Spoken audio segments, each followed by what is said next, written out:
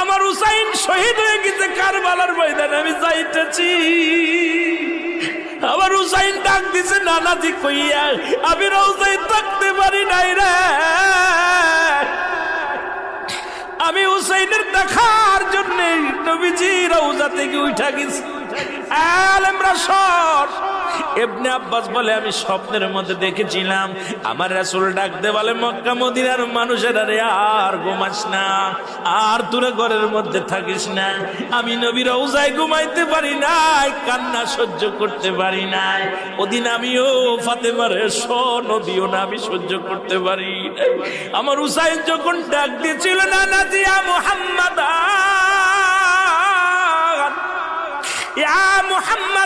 যেদিন ডাক দিয়েছিল রে, সেদিন আমি নবী রওজা থেকে পাগলের মতো উঠে কারবালা পর্যন্ত চলে গিয়েছিলাম।